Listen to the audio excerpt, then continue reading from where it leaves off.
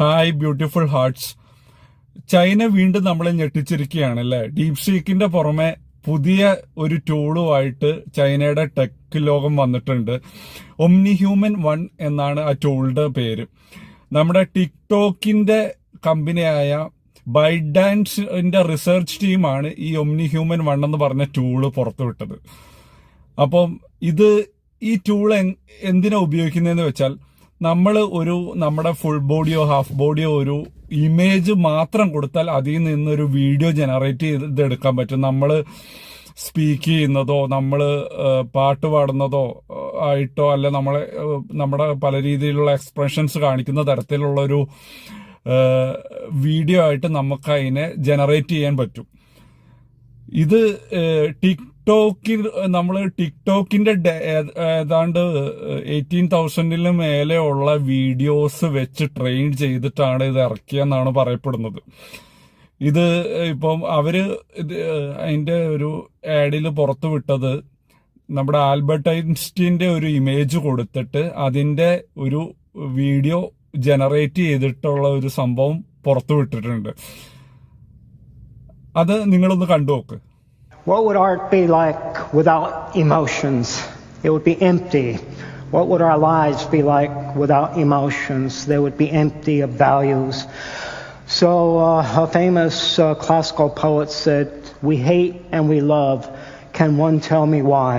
Catullus. Science does not answer why questions. നിങ്ങൾ ഈ video കണ്ടിട്ടുണ്ടാവൂല്ലേ? ഇതിന്റെ ചാൻസ് ഉണ്ടോ?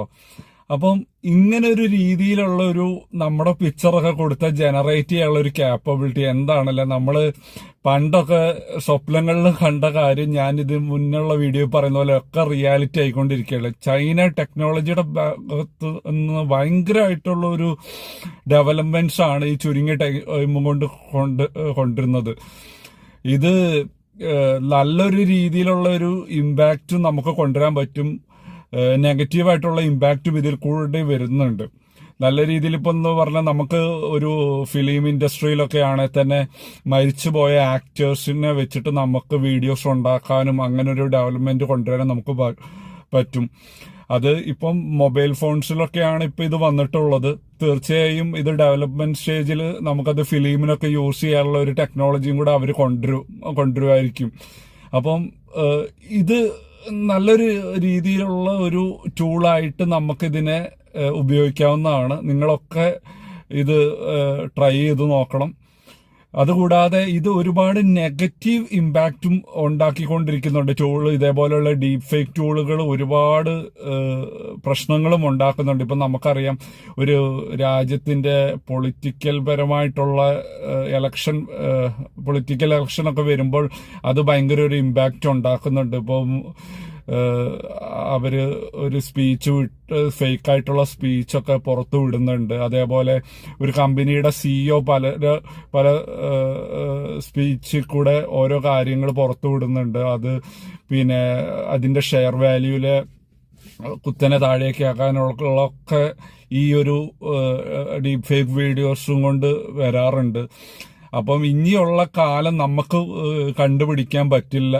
കാരണം അത്രയും ഹൈലി റെസൊല്യൂഷൻ ആയിട്ടുള്ള ഇമേജസും വീഡിയോസും ആണ് ഡീപ് ഫേക്കിൽ കൂടെ ജനറേറ്റ് ചെയ്യപ്പെടുന്നുണ്ട്. അപ്പം നമ്മൾ തീർച്ചയായും ഇതിന്റെയൊക്കെ സോഴ്സുകൾ കണ്ടെത്താൻ പലപ്പോഴും നമ്മൾ ശ്രമിക്കണം. എന്നാലേ നമുക്കിത് ഏതാ റിയൽ വീഡിയോ ആണെന്ന് നമുക്ക് മനസ്സിലാക്കാൻ സാധിക്കുകയുള്ളൂ.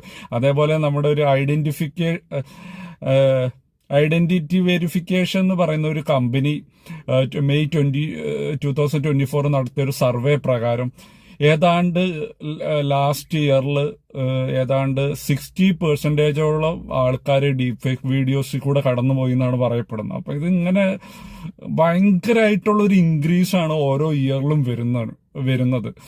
അപ്പൊ ഇതൊക്കെ നമ്മൾ ശ്രദ്ധിക്കണം. അപ്പം കൂടുതലും ഇപ്പം മെറ്റ, മൈക്രോസോഫ്റ്റ് പോലെയുള്ള കമ്പനീസ് ഓപ്പൺ AI പോലെയുള്ള കമ്പനീസൊക്കെ ഈ ഐഡന്റിറ്റി വെരിഫിക്കേഷൻ നല്ല രീതിയിലുള്ള ടൂൾസ് AI ടൂൾസ് പുറത്തിറക്കാനുള്ള ഡെവലപ്മെന്റ്സ് അവർ നടത്തുന്നുണ്ട്. ഇനിയുള്ള കാലം അങ്ങനത്തെ ടൂൾസ് ഭയങ്കര ഇമ്പോർട്ടന്റ് ആയി